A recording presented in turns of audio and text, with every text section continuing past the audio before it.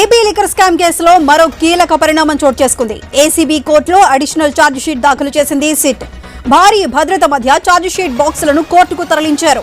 200 పేజీలతో additional charge sheet దాఖలు చేస్తున్నట్లు న్యాయమూర్తి దృష్టికి తీసుకువచ్చారు ఇన్వెస్టిగేషన్ ఆఫీసర్ శ్రీహరి.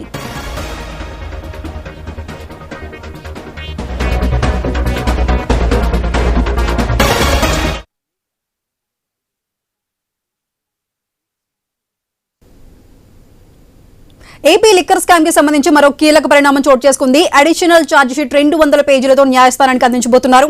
అది దీనికి సంబంధించి మరింత సమాచారం మా ప్రతినిధి కాంతి అందిస్తారు. కాంతి, చెప్పండి. సుధా, ఏసీబీ కోర్టులో ఈ రోజు లిక్కర్ స్కామ్ కి సంబంధించినంత వరకు కూడా అడిషనల్ ఛార్జ్ షీట్ ను దాఖలు చేశారు సిట్ అధికారులు. లిక్కర్ స్కామ్ కి సంబంధించినంత వరకు కూడా ఇప్పటికే ప్రిలిమినరీ ఛార్జ్ షీట్ ను దాఖలు చేయడం జరిగింది.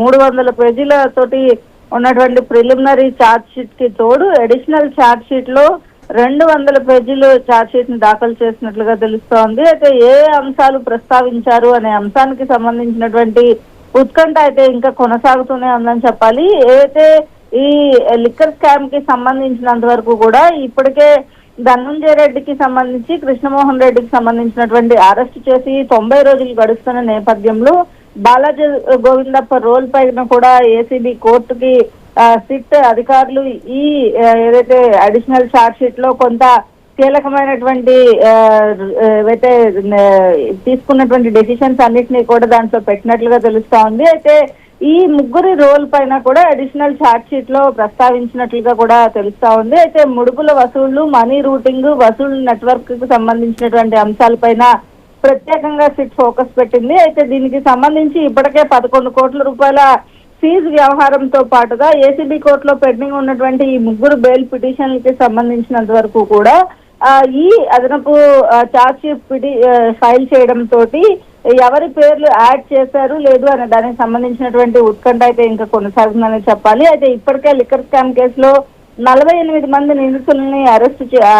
నిందితుల్లో 12 మందిని అరెస్ట్ చేశారు. ప్రస్తుతం సెంట్రల్ జైల్లో అలాగే జిల్లా జైలుల్లో రిమాండ్ ఖైదీలుగా నిందితులు ఉన్న నేపథ్యంలో ప్రిలిమినరీ ఛార్జ్ షీట్ కి అదనంగా మరికొన్ని కీలక ఆధారాలతోటి అదనపు ఛార్జ్ షీట్ దాఖలు చేసినట్లుగా తెలుస్తా ఉంది. Additional charge sheet file reports కాపీని ఏసీబీ కోర్టుకు ఐఓ ఎవరైతే ఇన్వెస్టిగేషన్ ఆఫీసర్ ఉన్నారో శ్రీహరి తీసుకువచ్చారు. అయితే ఈ ఛార్జ్ షీట్ కి సంబంధించినంత వరకు కూడా ఏసీబీ కోర్టు న్యాయమూర్తికి సమర్పించినట్లుగా తెలుస్తా ఉంది. Right Kanthi, thank you.